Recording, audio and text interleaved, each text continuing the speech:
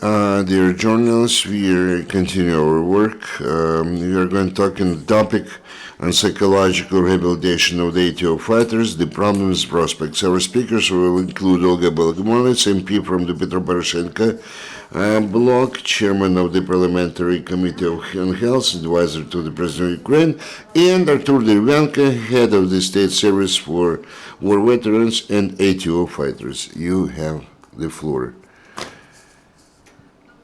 Good afternoon, dear colleagues.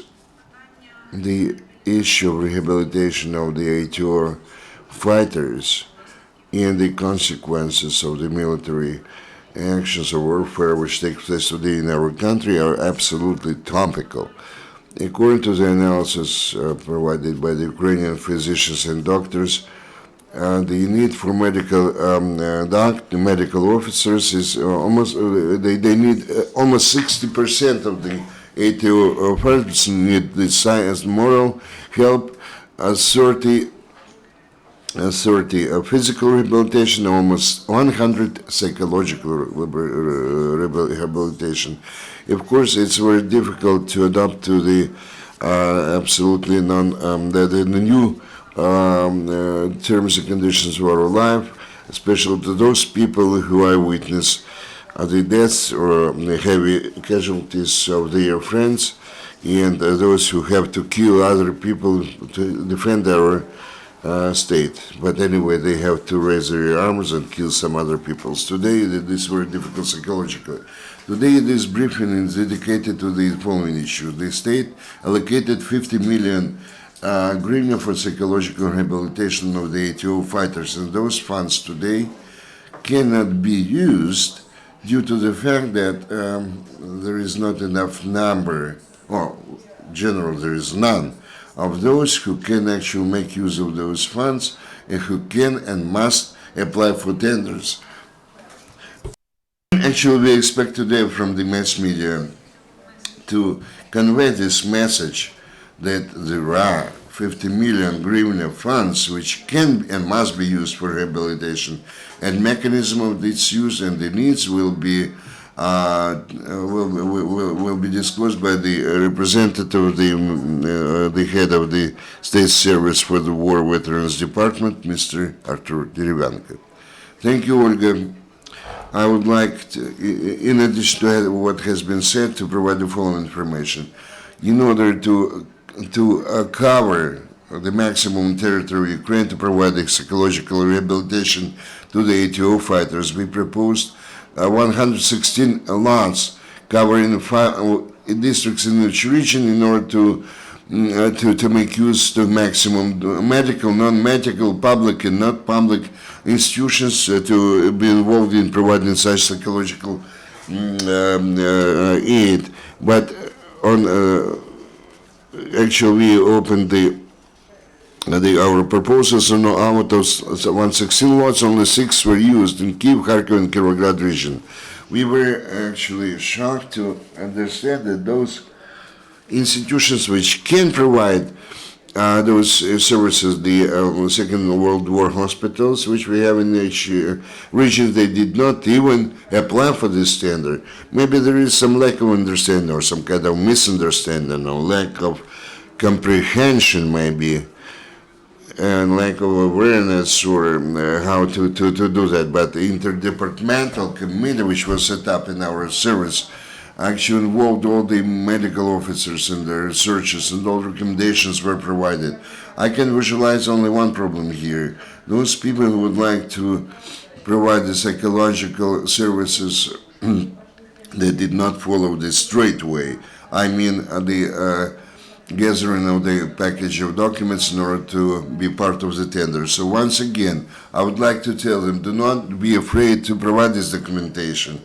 We actually have 2 different directions where they can provide psychological assistance, like big time centers or the spas, or the smaller centers and the private persons. So I request all of you, and taking this opportunity of speaking here in the UCMC, I would like to tell you that the second round, our second stage of our procurement will take place on September the 1st. I mean disclosure of a proposal. So please make use, or all the institutions or institutes can provide such services. We have the public assets and funds which have been allotted. We have to use those for the sake of our defenders, our fighters. Thanks to Artur Derevyanko, head of the state service for what veterans, ATO fighters, and the ATO fighters. I have just a few words to add, but do not go. Maybe there will be some questions. I would like to say that what we have, those hospitals of the veterans of war, hospitals have been renamed. They are titled now Hospitals for the War Veterans. And I would like to ask you to look how, to which extent to Ukraine, Ukraine has a huge hospital base which must be used for rehabilitation of our fighters. In addition to the war veterans hospitals in the Ministry of Health Ministry, we have 20 hospital departments and 30 hospitals. 6,500 of beds in those hospitals can be used on daily basis for providing the assistance to the ATO fighters. Also, I would like to ask you to acquaint yourself with a network of medical institutions which can be involved in rehabilitation services. The National Bogomolets, University Bukovina, Donetsk, Dnipropetrovsk, Zaporizhia, Ivano-Frankivsk, Lviv, Odessa, Ternopil, and Kharkivsky medical universities are those institutions or institutes which must be leaders, which have the theoretical basis and the research potential, which have to take care of providing this kind of rehabilitation. At another conference in the Ministry of Health of Ukraine, where we involved the chief physicians of war veterans hospitals, I proposed to bring the theoretical faculties to the basis of the hospitals, war veterans hospitals to bring together the theory and practice. I would like to draw attention of all our community to absolutely dissatisfactory implementation by some of the regions of their duties and obligations regarding the treatment, feeding all those who find themselves in the war veterans hospital. The worst situation in Chernihiv and Kiev hospitals where they allot the minimum funds for medications from up to 10 hryvnia. Also, I would like to emphasize that all the funds for have been allocated by the budget, both for treatment and nourishment or feeding. But today, everything is still provided by the volunteers. They take care of additional medications, procurement, and food stuff. I would like to draw attention to the number of those ATO fighters who were offered treatment in those hospitals. Officially, rehabilitation was given to 3,862 or 682 persons. This is very few persons compared to the demobilized number of the ATO fighters. The maximum number of ATO fighters were treated and rehabilitated in the following regions: Kirovograd, Kiev, Tsible, Rivne, Cherkasy, Volynsk. The list numbers of rehabilitated servicemen, and you should compare this with the special hospitals. The list numbers were in Odessa Hospital, Dnipropetrovsk, Donetsk, in Svetohirsk and Zaporizhzhia. This oblast provided no rehabilitation for servicemen, even having available funding and special hospital beds. And I ask the question why they are not doing this, why the administration of those hospitals are not brought responsible, and why the ATO servicemen after treatment in the hospitals are not rehabilitated and with the facilities and with the necessary funding. Also, you can here see the algorithm how servicemen could be could apply for rehabilitation upon treatment in the hospital. And it requires just just a will of the serviceman. It is not complicated. Now we speak about additional tenders to provide the psychological rehabilitation service, and when I see the volunteer organizations who would like to carry out rehabilitation, I immediately advise them to apply for these funds, but in compliance with the necessary procedure.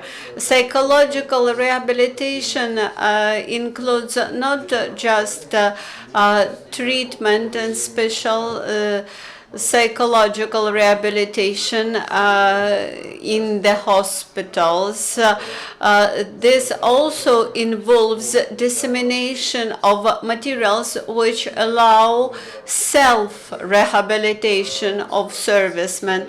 This is a brochure of famous American professor. It is translated by Ukrainian expert, and this brochure should be disseminated among all servicemen. Also, it could be freely downloaded from internet, from my website, and handled to all those who arrive from the ATO.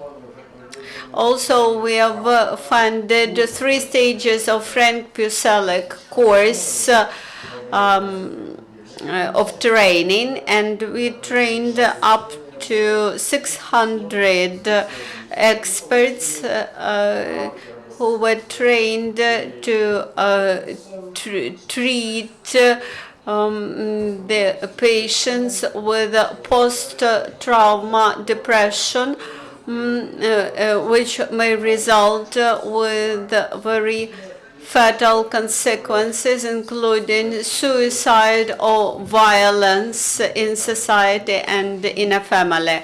That's why we have trained more than 600 experts who are practitioners who can work with the ATO veterans with post-trauma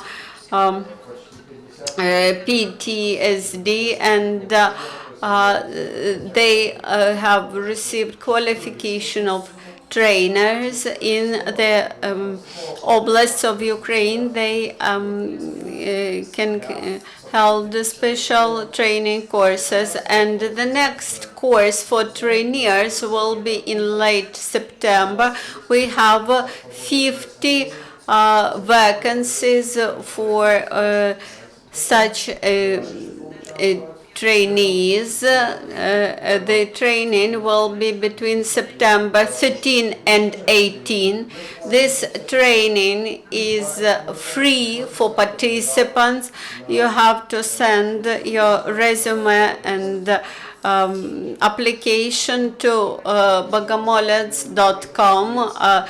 Today we are creating a network of experts who are able to work with veterans. Our message is that unfortunately the allocated resources from the budget are not used, and that the government is not sufficiently fulfilling its commitment to provide psychological assistance to the ATO veterans. And now your questions. Can you explain us why so? Because of the management of those hospitals, why they do not agree to do that? Maybe they do not understand how important it is. I can tell that they understand perfectly well everything. The only thing which I can say regarding the Dnipropetrovsk War Veteran Hospital, They have the psychiatric mental hospital nearby at Mechnikov Hospital, and I actually visited that hospital. But all the rest, at least, have to apply for this tender, because anyway the ATO fighters go through those hospitals, and even if they're not be provided with the beds in those hospitals or be nourished there, but they have to provide the psychological rehabilitation. They must be participants in this tender. For example, if you're talking about some hospitals which are outside of the cities, it's very difficult in Siberia, for example, to reach that. But next year, plan to introduce some amendments in the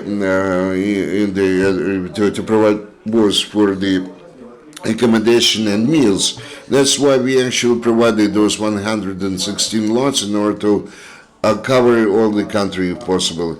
I will try to add something to answer your question. We are talking about the personal factors or subjective factors. We take only hospitals which have all the beds occupied, and those hospitals which not only open their doors but also their hearts. Those hospitals who have a different personal or subjective attitude, they never open neither doors nor hearts. There are some of the hospitals to which the ATO fighters do not even want to approach, because the attitude towards them there is such they do not want to go there. So if you're talking about the situation, I believe that this is a shame, and the respective public organizations and the ATO participants must to change the attitude on the part of the society towards what they are doing. There are money, there are beds in the hospitals, but there is lack of desire or wish to do something about that. That's why the volunteers must activate their positions, not only to be involved in the procurement of medications in this case, but to activate the public structures which have to carry out their duties. And to do that not in a forced manner, but they have to open their hearts and wish to help those people who actually put at stake their lives in order to defend our motherland. How much psychological rehabilitation is necessary, and if they do not provide the timely this kind of rehabilitation, what would be the result of that? And do you have some figures, let's say number of suicides or let's say heavy PTSD cases? Today they registered dozens of suicides. They have been registered already. Regarding the total number, you won't see that figure in the near future. We can only talk about the tendency, because there are some acute conditions and there are some chronic conditions which, based on the experience in Serbia and Kosovo, this kind of condition can emerge within let's say period of span of time of 10 years. We are talking about the Vietnamese or the Eastern Syndrome. If we actually take an analogous experience of other countries, we can say that among those soldiers, in United U.S. soldiers who were killed in the Vietnamese War, there were 87,000 people, if I remember correctly, maybe it's a small error. 10 years later, after the completion of the war, among those who survived, 62,000. In other words, more than casualties during the war, they had suicide. So the suicidal casualties outnumbered those killed in action, and that was actually the need for the employers to take them back to the society, not only to rehabilitate, but also to return them to society. In this book, or the methodology of Poroshenko, they actually teach how to receive the people who had a absolutely different, unique experience. I personally do not belong. Well, although we have this term as rehabilitation, renovation, whatever, but I belong to those people who were in the front line and who witnessed the deaths of those people, the people who live in a different sphere of life, a different system of values, and the life to them ceases to be something valuable. And those who commit suicide, 62,000 American soldiers, half of those who were imprisoned in the United States, 50% of those were the Vietnamese war veterans. But in society, this ratio was 1 per 50,000 people. That means that the people aggressively responded to any kind of injustice, and there are some cases when, unfortunately, the response, the reaction, which is normal under the military conditions, in domestic conditions, can lead to very tragic consequences. In the United States, for example, there is one Vietnamese war hero who was imprisoned for life term for killing his own son. That was just an accident.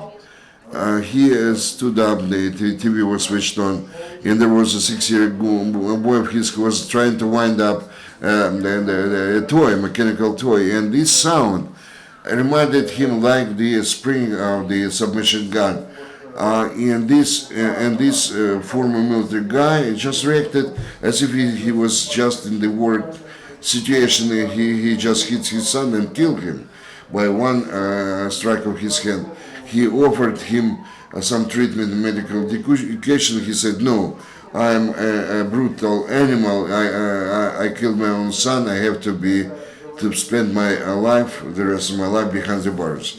So, according to the proposal of Frank Purcell, if we do not develop this network here, and I would like to thank Frank, who himself was through the Vietnamese war in Vietnam, who rehabilitated the participants in the 6 conflicts for the fact that he provided these free of charge trainings in Ukraine, which are absolutely valuable for our society, because every member of the family, every child has to know what are the rules which the former war participant lives, according to which he lives. And if we know those rules, we can rehabilitate those guys. And there's a wonderful, Frank actually told about those principles and approaches during his interview, which you can find in YouTube, and everybody has to know about those rules according to which our soldiers and fighters live. And we have to know those rules, all those civil and peaceful citizens who live today.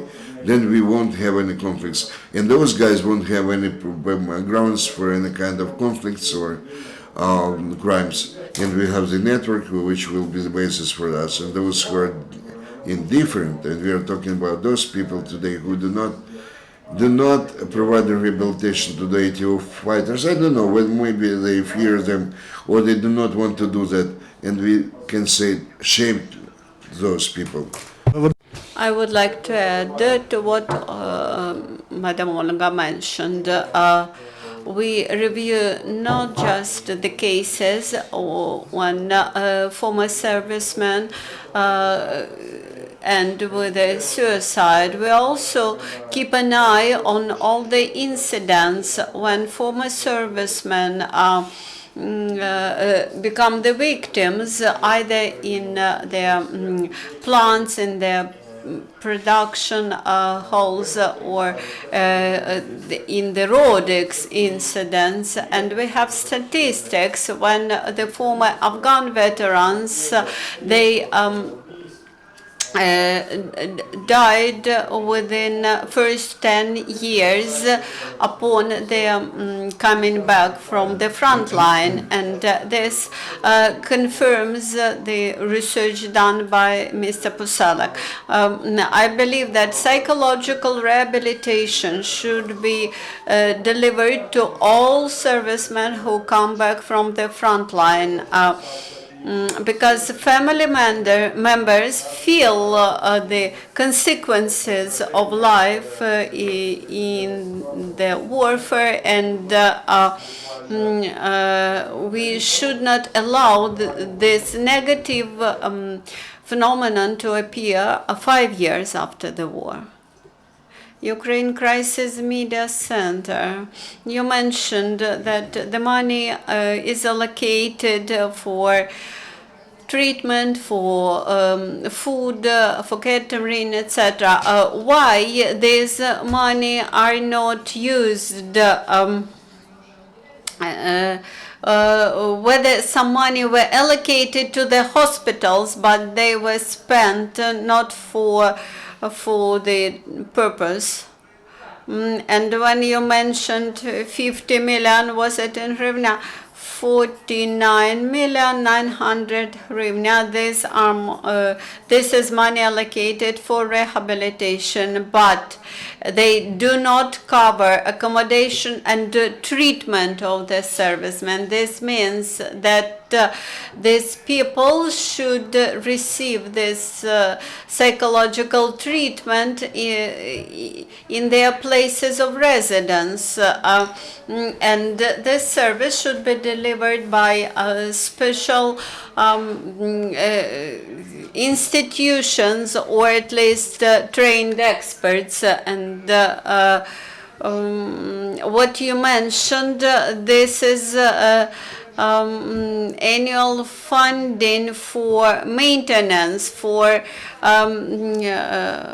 food, for accommodation of those patients who stay in the inpatient clinics. You know that there are only 30 hryvnia per day allocated for food of those who stay in hospitals, and 50 hryvnia for their treatment, which obviously is not sufficient. This 50 million, they are not spent, they are simply allocated. We do not see any applicants for this money. There were a lot of dispute who should be awarded these contracts for treatment. Who are those medical institutions? What does it mean, medical institution? Of course, we can change the terminology, but we need applicants for the tenders, and the best way and the best approach is to invite the hospitals for war veterans. That is, we want to add this new service, psychological rehabilitation, to the list of services delivered by the special hospitals for war veterans. Unfortunately, this allocated money, this 50 million, should be used this year, and this is specifically allocated for psychological rehabilitation. If we do not use them this year, then next year we need to look for another allocation of this funds. We have to prove that we are professionals. We have to check whether the rehabilitation, which will be organized by the applicants, that it will be delivered professionally. Today we have 600 trainers. We have 24,000 of professional psychologists who should be specifically trained to provide assistance to servicemen. We also have around 5,000 of sociologists who could be sociological workers who could be trained, social workers. We should guarantee that these funds which are already allocated, they are spent properly. I would like to describe the work of Kirovograd Hospital for war veterans. They've created a vacancy of a psychologist, and they invited people to this position. They cooperate with volunteers, and they bring servicemen just from the front line and assist these people and accompany them by the final day in the hospital. По уточненням. Any other questions or clarifications? If none, thank you very much for your presentation. And we are going to complete this press briefing. Thanks again. This is brings us to the end of the working day in the UCMC, and the schedule for tomorrow will appear on our website.